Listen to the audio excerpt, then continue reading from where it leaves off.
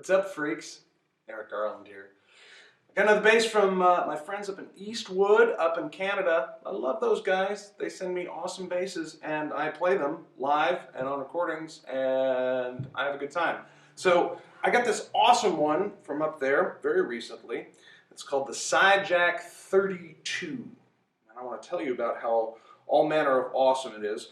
I'm trying something new with my demos instead of just trying the different tones. I want to try very different styles of music so you can hear how the thing actually sounds. Now, I'll play it clean for you. You'll notice on some of the tunes that there's some effects on there, and there's some compression and maybe some chorus and whatever. That's how you're going to use it. I'm not doing super tricky stuff. I've just got Logic Pro 10 here and some of the plugins there, so I'm not using stuff that you can't get for a couple $100. So I don't think this is that much of a distortion. It's not like I'm going through an Avalon preamp into a Neve board onto 2-inch tape. That would be pricey for you. So anyways, just trying to keep it real. And this is the bass I've been doing those tracks with. This is a 32-inch scale length instrument that is based on a Mosrite design that you might remember from the 60s, which is why I start off with a rendition of Wipeout, which was my very first live tune ever in 1987, which I played with Dana Giles and Greg Giles. And I actually thought I remembered it. It took me a second to shed it.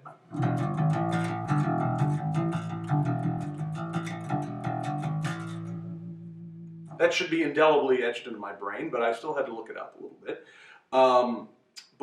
So this is the type of bass that was played on that original recording way back when in the surf era.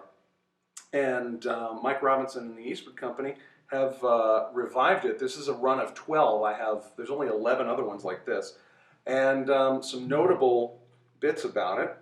It's gorgeous. Look at this. They've got this red sparkle trim on it that's just really one of the most beautiful finishes I've ever seen on an instrument, ever. 4 strings. As I said, 32 inches. Your average bass is 34. I played the Eastwood Classic 4. That's a 30. And for more stability, a lot of guys get up into 35, or if you're Anthony Jackson, 36-inch scale lengths to get more stability in each note. This is a 32, which makes it very interesting. It is very, very reachable in terms of, or I should say, you can get a lot out of your fingers here. You can reach up to very many frets. It's very, very comfortable. It's not quite as claustrophobic for dudes with big paws as the 30-inch scale length. It feels like an actual bass, but there's something just a little bit more comfortable about it, which is very interesting. You're looking at an alder body and a maple neck and a rosewood fingerboard with kind of Gibson-like binding on the side of the neck. Let's see. Another notable bit about this instrument, it's got P90 single coil pickups. Now you see those mostly on guitars, which is why I take advantage of some of the more rock and roll tones with this, because it's really almost got guitar electronics, which would be correct to the period back in the day where bass electronics have come an unbelievable distance in 50 years. So there's a lot of nostalgia for the electronics of guitars, amplifiers. Not so much with bass. Pretty much everything is better today. But back in the 60s, this is, just trying to retrofit guitar circuitry onto a bass was a pretty typical way of doing business. And so I was, at first, I'll be honest, I was kind of dismayed, and some of the tones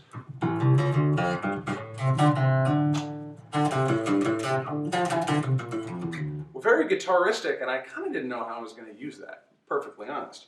I was like, it's a little ugly, but not ugly in the way that I'm used to. Like ugly, P basses are ugly sounding instruments. Federas are pretty, Padulas are pretty, but Fender P basses are ugly, but they're the most recorded instrument in the world. It's because some of those frequencies jump out in exactly the right way. So when I first heard the mix of electronics here, I was a little concerned. I'm like, what am I going to do with this? But as you can hear, you can do tons with it, and it has a different attack, and it's a little more guitaristic attack. You can do a lot of different stuff with this instrument. And yet, like most of the Eastwood instruments I've played so far, stupidly simple in terms of passive operation. You got a volume, you got a tone, Three-way switch here. Just a little note. I think this is a very cool position. If you're standing up, it's not going to bother you at all. If you're sitting down, look out that you don't accidentally change your pickup switch on that. Let's see. Other than that, there's not much more to describe about this. My personal experience here is that if you have slightly small hands, you're going to dig this. If you really like a different look to your instrument, oh, that's shallow. It's show business, baby. People get, I mean, I know I look like an accountant, but whatever. It's show business. You got to dress stuff up if you want something that's just plain old looks cooler. This thing is, it's kind of hard to beat. You know, the tones really jump out. If you want something that isn't going to sound on a record exactly like everybody else's bass, that's the thing that surprised me once I dug in and started doing a little studio action with this, is that there's a whole lot of flexibility here. You know, you even, let's say you want to put this on the middle pickup.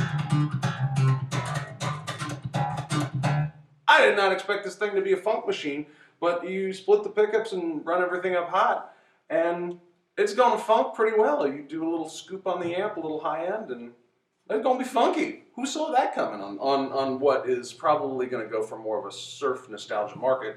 And this is one of the reasons I'm super impressed with most of the offerings from the Eastwood company, is that they're all pretty inexpensive. This retails for $7.99. Ha! I mean, personally, I think the paint job on this is $500. That's just my feeling. But this is not an expensive instrument. You can go, if you're on the internet, go over and look at Federa's page. I'll wait.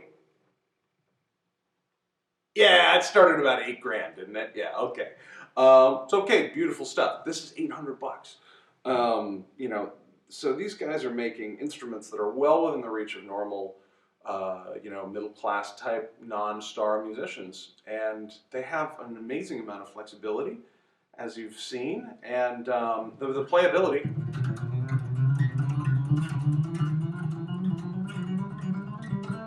I mean, you have to take my word on that.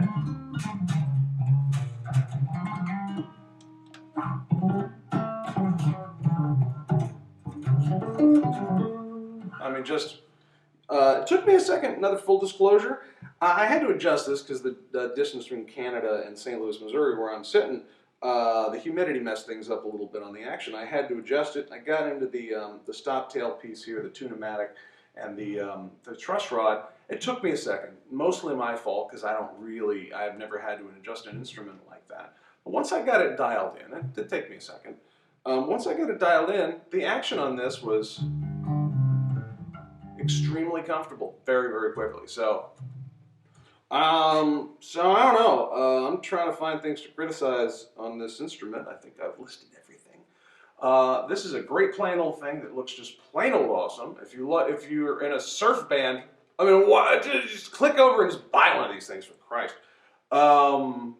Sounds awesome for punk.